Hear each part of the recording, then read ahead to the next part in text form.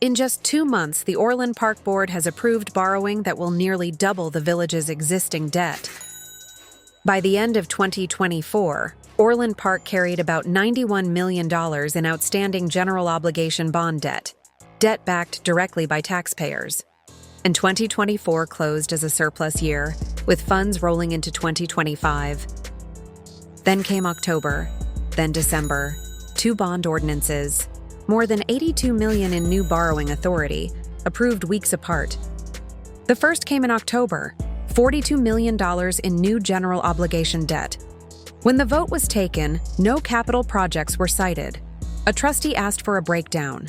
If we could have a quick breakdown on what this $42 million is going to be used for people that are listening at home and in the audience, it's an awful lot of money, and how are we going to be using it?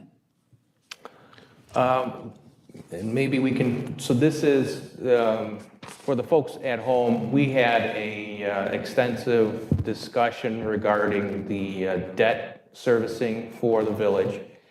So this $42 million was the debt that was supposed to have been bought in 24 and 25. So so it's 2 years of debt, and it was according to the 5-year financial plan that was approved in 2023. So this debt was all planned since 2023.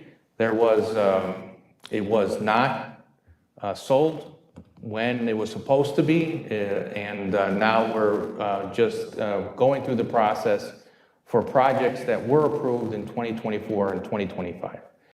The long response referenced timing and prior discussions, but never named a single project.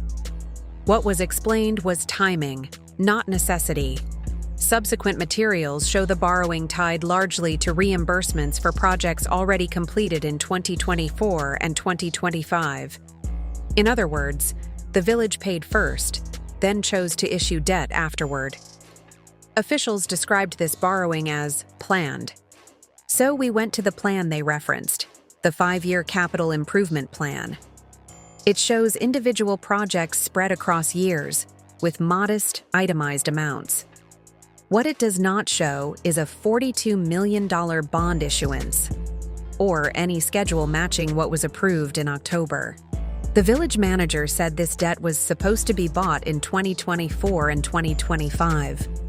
But the plan shows no borrowing at anything close to that scale in those years. Planning identifies options. Borrowing commits taxpayers.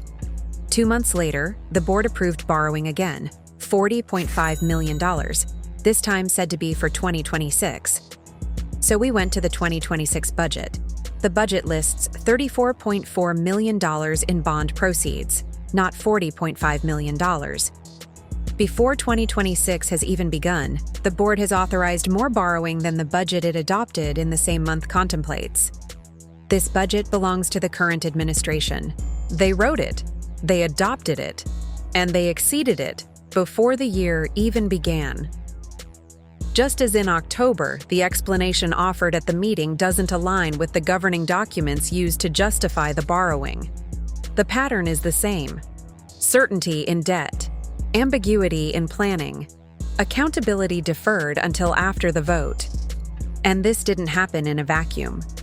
New revenue was already coming in: a local grocery tax, a higher property tax levy, and water rate increases expected to follow.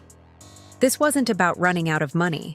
It was about choosing debt, on top of higher taxes and fees. Officials asked the public to accept certainty in debt without certainty in purpose. Authority was granted. Accountability was postponed. Votes came first. Clarity never did.